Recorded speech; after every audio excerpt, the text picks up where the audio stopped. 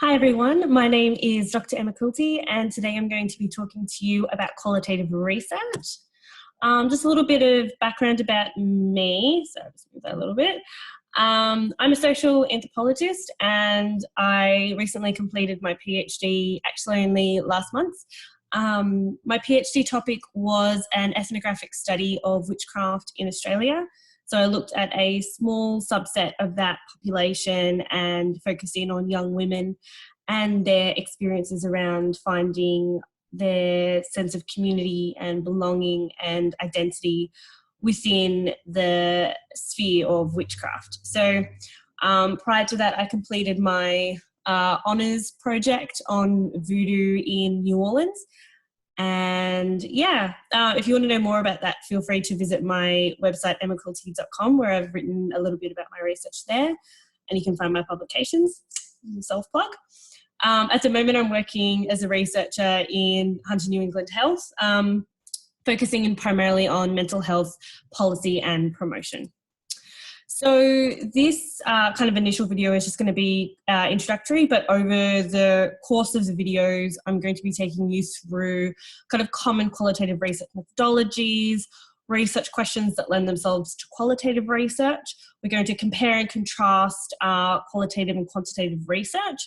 And we're also going to go through the kind of different points and biases that you should be looking at when you're thinking about the quality of qualitative research. So today we're going to go through a little bit of a background and talk about the nature of social research. And then in subsequent videos, we'll be talking about different theoretical and analytical models that you can apply when conducting social research, and kind of start to develop some ideas around different analytic skills you can use to reflect on your own personal bias and positionality. So, around. So when I talk about different research paradigms when talking about qualitative research, the analogy I like to go with isn't just the iceberg, it's also the ocean analogy. So if you think about quantitative and qualitative research as paradigms you can use together, quantitative research is a tool you can use that can measure the surface of the world's ocean, so the surface of the bodies of water in the world. Qualitative research considers everything that lies beneath the surface. So I like this analogy because it lends itself nicely with the iceberg metaphor. So with the cultural iceberg metaphor, these different paradigms, so the four that are listed there, are useful for looking at not only at what is sitting at the surface level culture, the tip of the iceberg, but at looking at what is deeper, what lies beneath it. People's communication styles, their concepts, their beliefs, their attitudes, their familial structures, all those sorts of things. We can use different research paradigms or theoretical models in order to understand and interpret and find meaning. So we're thinking about quantitative and instead of quantitative versus qualitative, you're thinking of two tools or two different lenses or glasses that let you look at the same picture, but in a different way. So the picture we're all looking at is society. So using a qualitative lens to look at society, you're going to go into that research with different assumptions, a different purpose, a different approach, and you yourself as a researcher are going to occupy a different role in that research. So I'm just going to move this around as I need to. So with qualitative research, the assumption that you're going to go into with qualitative research is that reality is socially constructed, not that social facts have an objective reality like you would in quantitative research.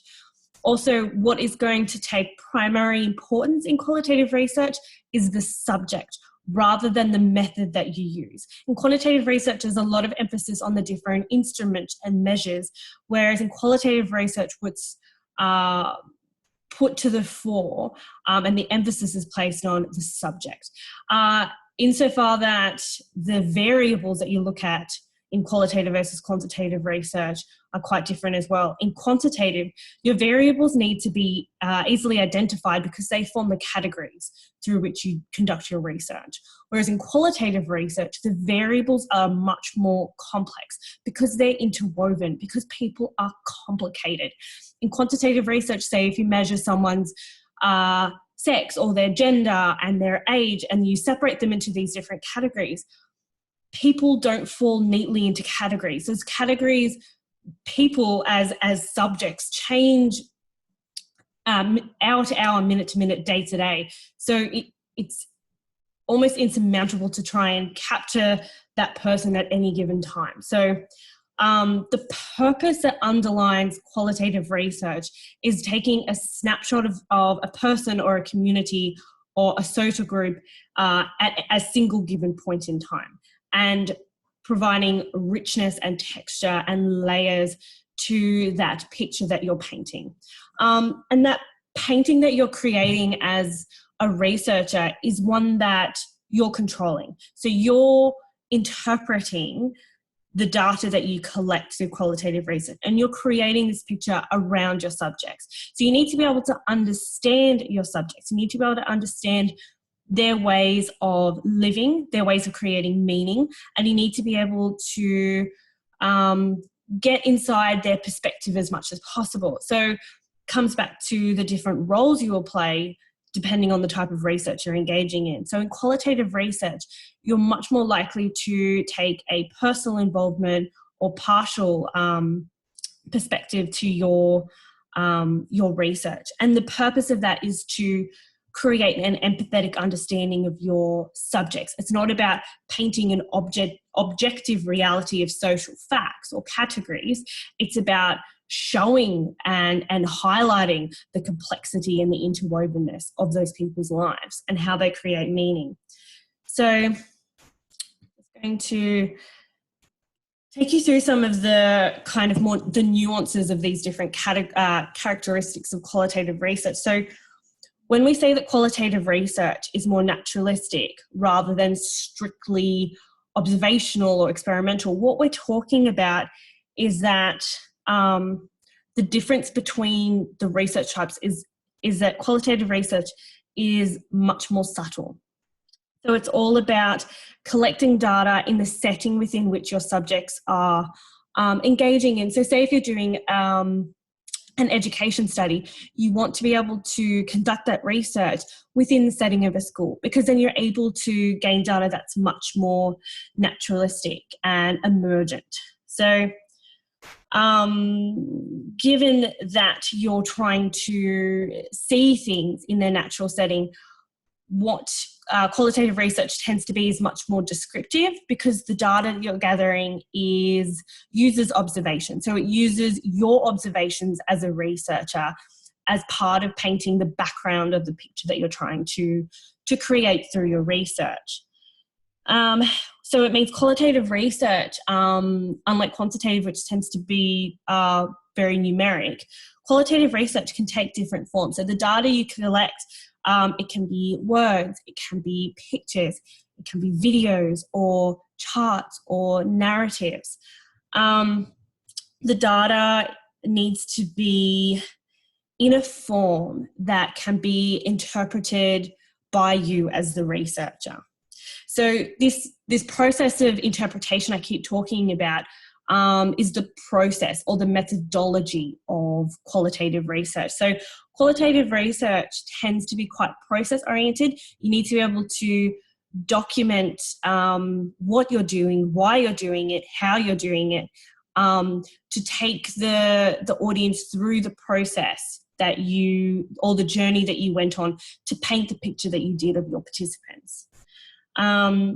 So when we say that you're, as researchers, the instrument of data collection, what we're talking about is that you're allowing the research is inductive. So what this means is you're not going into your research with a specific hypothesis.